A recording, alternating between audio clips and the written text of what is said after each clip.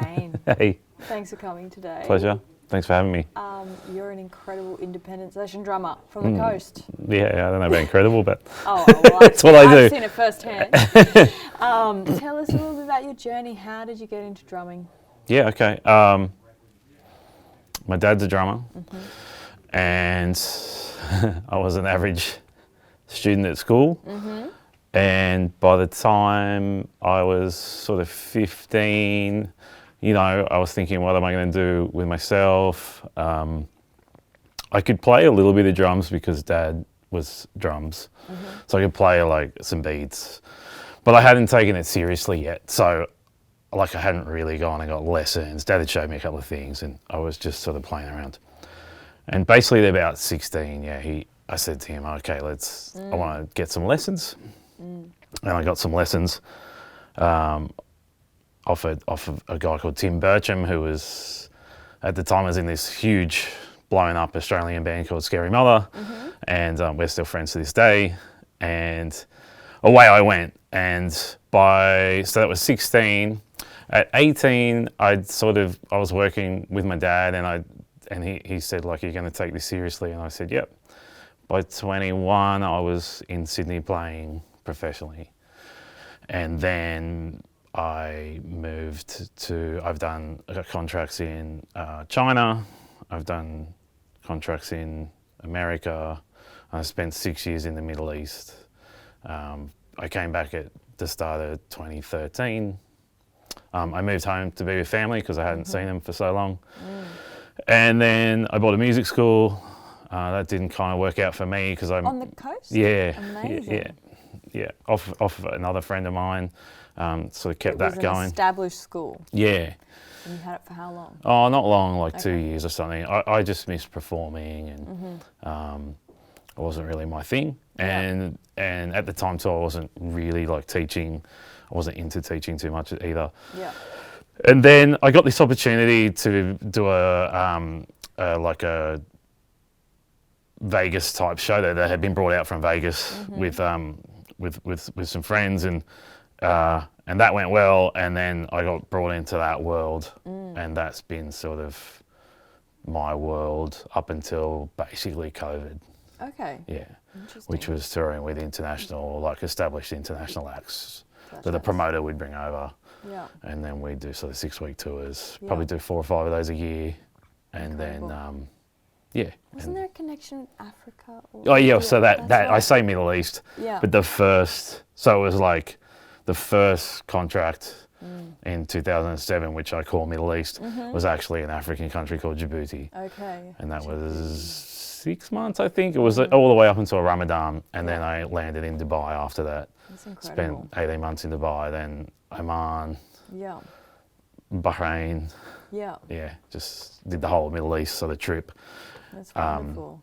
Yeah, that was cool. Incredible. Yeah. So do you think, in terms of learning drums, is rhythm innate, or is it something that people can teach themselves? Or, you know, people often say that person's got soul, they got the rhythm. What's your experience been? Yeah, it's a great question. I think we all have it, and I think this gets esoteric, but because it goes back hundreds of thousands of years to a point where, when we look back at it, that's how people communicated. Absolutely. Like something's coming, you would hear the tribe next to you or whatever beat out a rhythm on the drum, or it could be danger, it could be weather, it could be, I don't know, but it could be could be anything. So I think it's there from that level. It's inside us. I think some people, obviously, like anything in life, some people find it easier than others to probably tap into that. Yeah. But I also think that anyone can learn it. Yeah, I don't think anyone cannot learn it. And I have a other side of it too, where I'm like, I learnt to play first before I learnt the theory. So it's kind of like learned versus unlearned. And then I learnt the theory second. Yeah. So there's also that side where it's like, are you better off going straight to lessons and looking at dots on the page? Exactly. Or are you better off just trying to play your heart out in your bedroom to the albums that you love. Exactly. Yeah. Is there sheet music for drums? Yes. I've never seen it. Okay. Yeah. Of course. Interesting. Yeah. And in terms of hundreds of thousands of years that going back within us, do you feel that in yourself? Are you getting put in some sort of trance or sort of explain what you feel when you're playing? Yeah, it's purely emotional for me. It comes from here, and I think like the times that I've sat down and played something, say melodic, for a really long time, you definitely sort of go somewhere. But then there's standing on the shoulders of the giants. So if you pick an idiom like jazz or funk or soul, it doesn't matter, rock, then you're like, okay, like Bonham, like Zeppelin, and you pick like jazz, it's like, oh, Tony, like, Tony Williams. So, you try and emulate, I guess, some of that with your own flavour, which is why it has to come from here and not up here. Yeah, absolutely. That's my take on it. Yeah, that's incredible. And so what is your favourite music to drum to? Because of my age. Yeah. I'm 43. Yeah. I grew up in grunge. Like that was when I was, 16 or whatever. Grunge just blew up.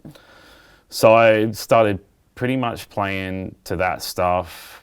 Actually, before that, I was a basketball player, and I really got into rap music. Oh, and at the time, it was like NWA, Public Enemy, Too Short. Yeah. And guys like that, or groups like that. And what I didn't realise until later on was that most of those cats are sampling James Brown records with all their grooves. Of course, yeah. So then fast forward, go through the grunge thing, and I love Tool, and I love, I loved Pearl Jam, and I do like something heavy. But then fast forward, to the later years, and I started really to get into funk and soul music. Particularly from the New Orleans sort of area that those guys do a certain thing. They have a certain way they play, which really resonates with me. Yeah, so now, it's all NOLA for me, but it's been a journey. Oh, it's a journey, of course. It's been a total flavours of life, boom, right? boom, boom, boom. Yeah. And you also track as well. Hey, you record your own drums. Yeah, thanks to COVID, that really pushed that forward. Yeah. And I bought. I already had some recording gear, but I just bought more and more and really got into it and then started being able to do sort of remote sessions for people. You have a studio? Yeah, I have a little studio going up and running. Haven't named it yet, but but people can request drums from you from wherever in the world. Yeah, and they have. Yeah, I've done incredible. Stuff for guys in Brazil and the States and a lot of Australian people as well. It's incredible. Yeah, it's Have fun. you frequented using double kicks? Not a lot. And on both feet as well? Not a lot because I didn't see a use for it for me. Yeah. But whereas I use my left foot to texturize with what's the hi-hat. So I use my left foot to texturize for that. But there has been some stuff where I've had to I've got the I guess the basics of it down. But as far as blast beating and doing stuff like that, I remember I was teaching at a school on the coast, and they wanted me to do Year 12 recitals or whatever they call them. And I was like, yeah, totally cool. This will be awesome. And they gave me all the songs, and it was Parkway Drive, and there's all this stuff that I was like, it's crazy. I can't play that. All the both feet right, hey? There's something epic about all your limbs going at once. It's just insane. There definitely is, It's crazy. And there are some cats that just absolutely nail it. Yeah, that's an unwiring of the human, isn't it? In some way, it's coordination is completely. You work on your own now. Yeah, totally. It's crazy. Yeah. What's the hardest beat in terms of count? A famous beat that you could say. Funky drummer. Funky drummer. James Brown. Okay. To nail that and to get that to sit is still a journey for me. And even my teacher, I have a teacher from New Orleans. He'll tell you the same thing. He's like, this groove for me, I still don't think I've got it. Like, yeah, and he can play, like he's a monster. But yeah, so that for me is definitely one. Rosanna, Toto. Okay. And Sissy Strut by the meters. Yeah. Yeah. Interesting. I think to get those to sit in the pocket. It's hours of practice. Yeah. Yeah, that's incredible. Yeah, what's your opinion in saying that with sticking to beats and improvise? Like, do you see improvisation? Sorry, is that something that happens? Do you see drummers that are like structured beat heavy, or is it more common that you like you're doing beats but then you improvise and invent your own things, or is it essential to improvise? I don't know. I just want like your opinion. Your opinion. Is it essential to improvise? Basically, I think it is. Yeah. And I don't play like necessarily the beat different every time when I play with someone. Yeah. But I play little bits different every time, and I'm not like so if you see me play with someone like Owen, I'm not going to play the same thing next time. Yeah. I'll play the same groove, but certain fills and certain things that I'm doing will change. That to me is like a jazz thing, because those guys were all about improv, because that was the whole purpose of it. Not the whole purpose of it, but you know, when someone's soloing in jazz, you know, someone would take a solo and improvise over the form. Their solo. And that's what happened. It was gorgeous. Yeah. And then, you know, rock came along and it started to get more structured and structured and structured. Interesting. Until, like, next thing you know, it was like, okay, you go and see a band and they play note for note like they did on the album. Exactly. So for me, I'm not that note for note guy, and I actually, you know, I know guys that are awesome at it, and like totally, like I respect them, and they're just awesome, and I kind of envy them in a way to a degree, you know, because I'm like, I can't do that, and you kind of want to do everything. But then you just have to be true to yourself. So, of course, I think improvisation for me is huge. Well, it would keep it interesting at the end of the day. Yeah. You know, you're going, gigging, grinding. Like at the end of the day, you want each experience to be and that's what I feel. Memorable. You're giving something of yourself to it. Yeah. Whereas if I play like note for note every night, you come and see me tonight, and you come and see me like on next week, and I give you the same thing. It's like oh, he's giving me the same thing, but if I give you something different, it's like it's coming. It's again, it goes back to coming from inside. How do you stay motivated as a full-time creative? Yeah, that's definitely tricky. Like, I got 2 kids, partner who's awesome, and you know, you want it. Like it's just a love. So. You know, I love my kids, I love my partner, and I love the drums.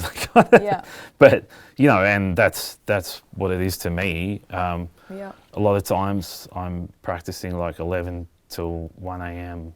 Like everyone goes to bed, and I'll go out and practice. Or if I've got soundproof. Yeah, Just totally. Like waking up the neighbours. Yeah. Hi guys. Here, let me play through this show that I'm learning for you at 1 a.m. But so that's big for me, is having that space and being able to go there. I don't think it was always like that for me either. That's sort of like, I mean, I've been playing for 20 something years. Probably the last 10 years was I fell in love with it again. You know, and that's when like it was like, oh, it's not an option. This is now like, not only I love it and it's fun, it also becomes like a therapy, like a meditation to a degree, because when you have all your limbs doing something, it's really hard to think about what's for dinner, you know. So you just have to stay sort of like, you know, and as soon as maybe thoughts come in, you know, you might lose what you're doing. Of course. So that kind of thing for me. Discipline. Yeah, I did a lot of yoga at one stage, and I remember when I started to do like serious practice again.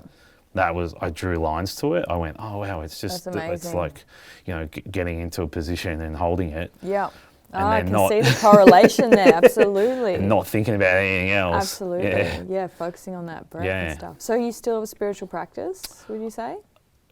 Sorry? Would you still have a spiritual practice, would you say? Because yoga, or was it not really about the spiritual? Oh, no, field? yeah, totally. Yeah, Yeah. no, it's definitely, that's why I say, like, it's definitely borderlines esoteric, or is esoteric. Yeah. For me, it sounds a bit weird to say like that, but for me, that's what it's all about.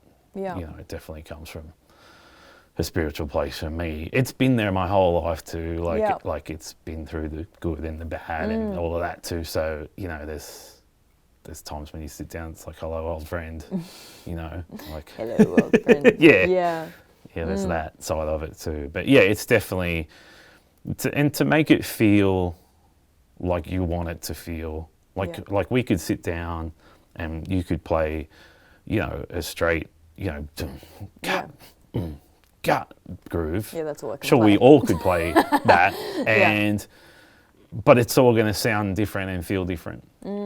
And I remember I spoke to one of the best drummers in the world, and that's what he told me. He said, you need to find who you are through your on that instrument. Yeah. And then that's... Who is this best drummer in the world? Andrew Gander. Okay. Yeah, right. He's incredible. Yeah. And I went and took a lesson with him, and that was what I got out of it, was that you need to find your thing. Exactly. And that, again, you know, still now I go like, oh, that was so profound. Like, it's kind of like you could take that and put that on anything in life. Absolutely. Yeah. That's incredible. So what advice would you have for an up-and-coming drummer? Let's say someone's 10, they're just starting out. What's your advice? Keep it fun. Keep it fun. Yeah, just keep it fun.